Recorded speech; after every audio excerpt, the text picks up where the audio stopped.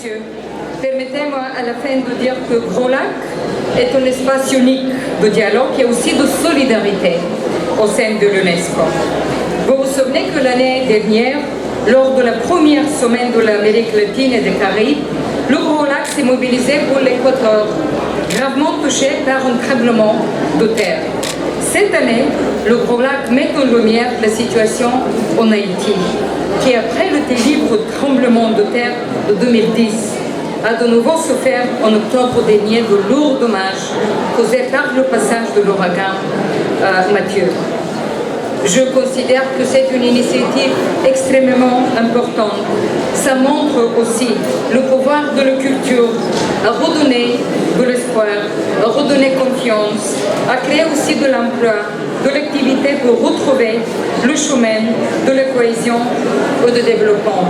Et je crois que l'initiative de Gros Lac, lors de la dernière réunion du Conseil exécutif, de montrer encore une fois la solidarité à travers les réserves de biosphère avec le concours de la République dominicaine et avec le soutien de tous les pays membres du Conseil exécutif, c'était encore une fois un témoignage de cette solidarité profonde vers le peuple d'Haïti. Et je remercie encore une fois les membres de Gros Lac de cultiver cet esprit et je vous souhaite à tous une bonne semaine de l'Amérique latine et des Caraïbes. Muchas gracias. Je crois qu'après la semaine de l'Afrique, la semaine dernière, nous entrons encore une fois dans un espace de choix, de musique, de danse. Je vois une sorte de compétition noble, je dirais, entre différentes cultures, cet multiculturalisme qu'ici on nourrit avec, je dirais, beaucoup de passion et je tourne avec, je dirais, enthousiasme les mariachis, les danses, parce que je crois que l'Amérique latine et Gros Lac peut donner aussi, peut passer un peu au-delà.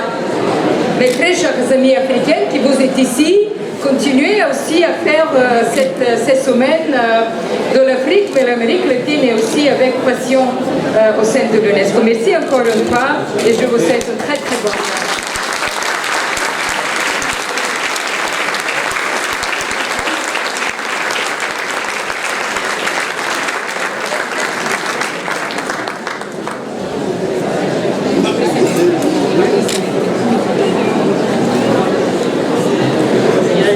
Si me permite también añadir que recibiremos entre las grandes personalidades de este mes de junio al presidente de Guatemala, el excelentísimo señor Jimmy Morales, el 9 de junio, con la orquesta de marimba de la Presidencia de la República.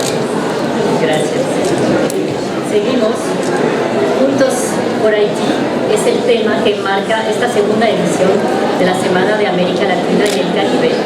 Y en este sentido, a continuación, me complace invitar a la distinguida encargada de negocios de la Delegación Permanente de Haití ante la UNESCO, la señora Lilas Desleón, a tomar la palabra.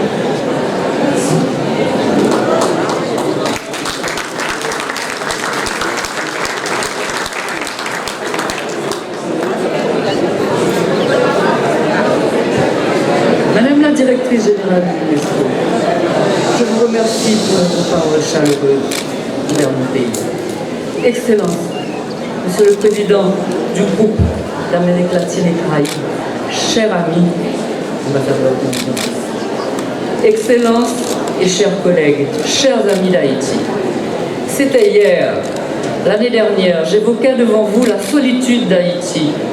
Pour être plus précise aujourd'hui, je dirais que ce petit pays qui avait eu l'audace de défier les grandes puissances avait été isolé du concert des nations à un moment où il fallait à tout prix éviter que la liberté, ce mal hautement contagieux dont Haïti était porteuse, ne se répande dans le reste du monde.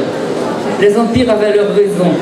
La nouvelle république était anti-esclavagiste dans un monde où l'économie des puissants était basée sur l'esclavage. Et si l'ancien monde pouvait en certaines circonstances tolérer les marrons, les hors-la-loi, il ne pouvait accepter la fondation d'un État dont le droit prohibait la mise en esclavage de l'homme par l'homme. Cela était inacceptable pour les empires. Haïti a été dès lors isolée. Et en 1826, sous la pression de la première puissance esclavagiste de l'époque, elle a été exclue du Congrès de Panama.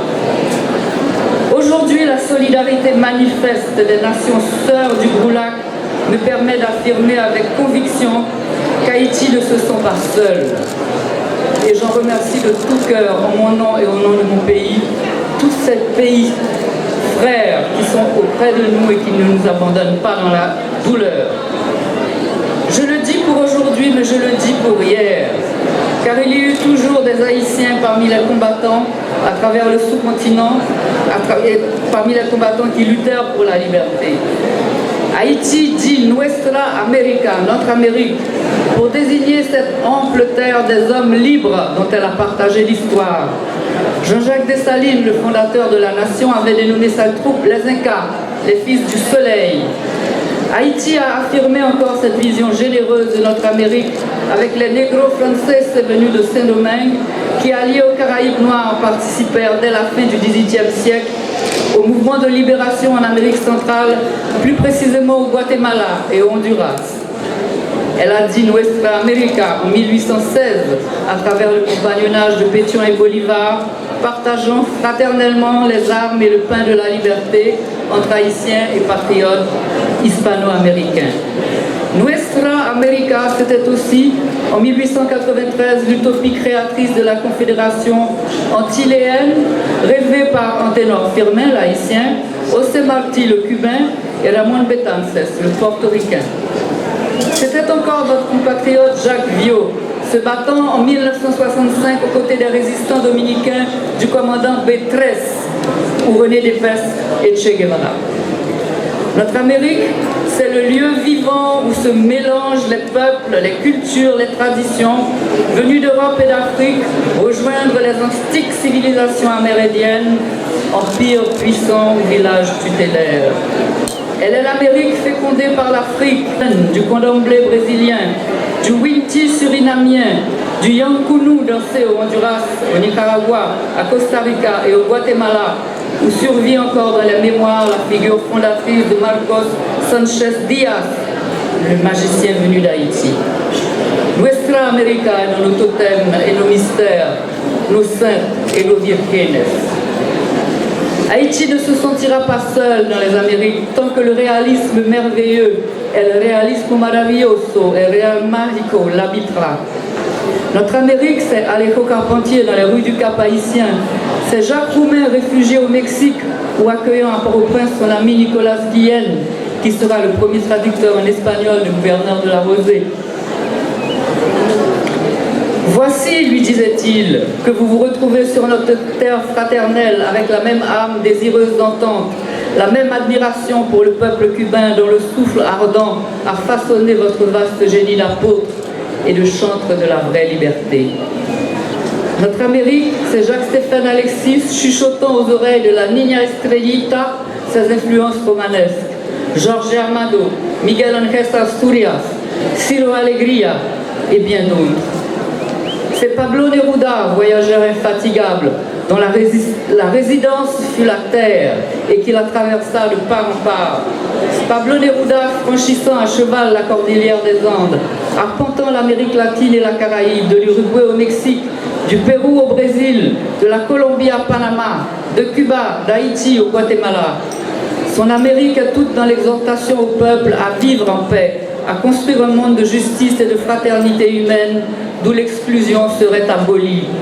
Il meurt lentement, dit le poète, celui qui ne prend pas de risque pour réaliser ses rêves. Parce que notre Amérique est vaste, avec de multiples visages, nous aimons être ensemble pour célébrer la beauté et la solidarité.